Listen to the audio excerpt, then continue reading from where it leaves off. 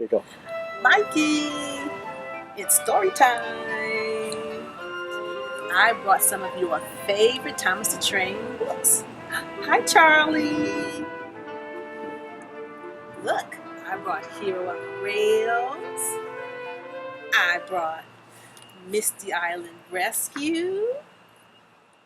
I brought Day of the Diesels.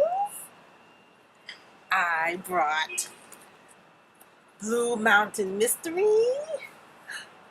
Michael, where is King of the Railway? I don't know. But guess what I did find? Tale of the Brave. You've been waiting to hear about this one. So, let's get started. Tale of the Brave. It's a golden book, Mikey. It was a busy and bustling day at the clay pits on the island of Sodom. Thomas was there helping out while a bridge on his branch line was being repaired. He liked working at the pits, but those troublesome engines, Bill and Ben, kept playing tricks on him. There was no time for tricks that day, though. A friendly engine named Timothy warned everybody that rain might be coming, and if it starts to rain, these clay walls will get really unstable. We'd best be careful today. That afternoon, dark clouds filled the sky and cold rain started to fall.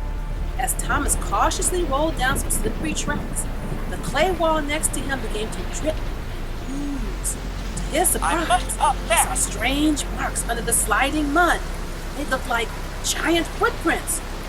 But what kind of animal has feet that big, Thomas wondered. Watch out! Bill and Ben shouted. Before Thomas could get a good look at the footprints, the troublesome engines pushed him safely out of the way of a giant, gooey landslide.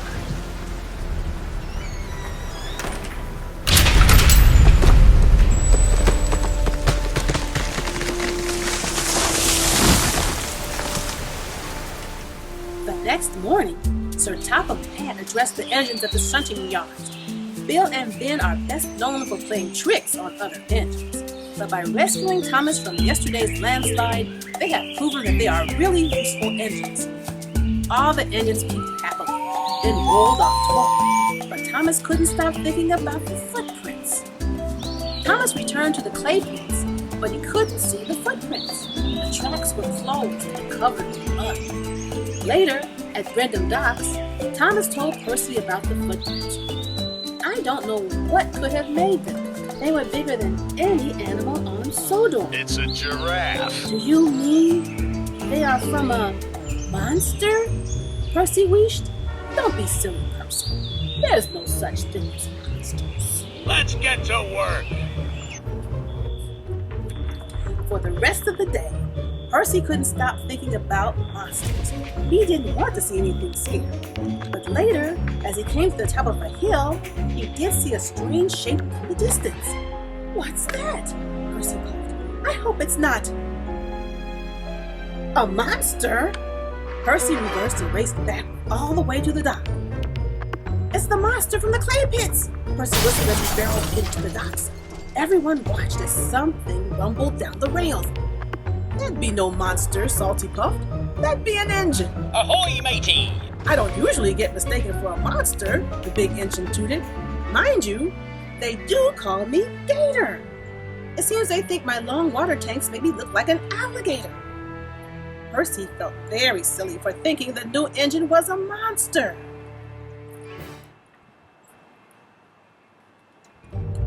Everywhere Percy went that night, he thought he saw strange creatures. Old trees and haystacks became monsters with clutching claws. Fluttering laundry on a clothesline looked like ghosts. Percy was so scared, he didn't even deliver the mail.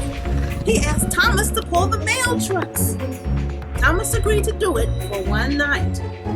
The next morning, Thomas heard that the bridge on his branch line was open again. He was happy to go back to his usual work. But James was unhappy. Sir Topham had asked him to pick up a load of scrap metal. It's not fair, James puffed. Thomas gets to pull coaches and A fine engine like myself is sent to haul junk.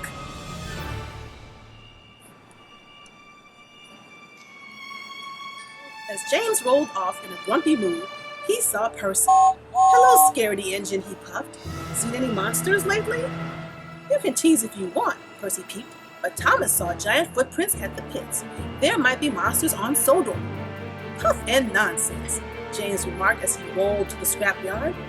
James was busy thinking about monsters when he turned the corner into the scrapyard and came face to face with jagged teeth and crooked claws. No! James peeped. Help! Hello, mate. Reg the scrap crane puffed. Looks like that scrap gave you a fright. James realized it was only a pile of old gears and broken metal in front of him. I'm not afraid of some broken old machines, he puffed. Down at the docks, Percy was pleasantly surprised to find Gator waiting in a siding. What are you doing here? Percy asked. I'm heading to a new job, Gator puffed. Unfortunately, my ship has been delayed. I have to wait until the new one can be found. At least you don't have to worry about sea monsters, Percy peeped. For all I know, sea monsters will be worried about me, Gator puffed with a laugh. Wow, Percy peeped. I wish I were as brave as you. Being brave is not the same as not feeling scared, Percy. Being brave is what you do even when you feel scared. You might be braver than you think. Loading and unloading zone only. Inspired by Gator's words, Percy decided to be brave and pull the mail trucks all by himself that night. His boiler bubbled boldly as he chugged across the countryside. Nothing scared him. Not the fluttering laundry, not the old gnarled trees. Gator is right. I can do well. Grumpy James was nearly as happy. He needed to haul the flying kipper, which was full of fresh fish. As he rounded a bend in the woods, he saw a large, shadowy shape. He didn't realize it was only Gator. Bust my buffers. His whistle screaming, James raced away.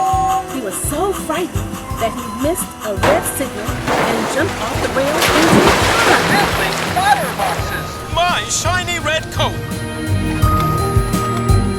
Uh-oh. Looks like James has gotten himself into a little bit of trouble. Tune in for part 2 to see what happens to James and Percy and Thomas and their friends in the Tale of the Brave animated storybook.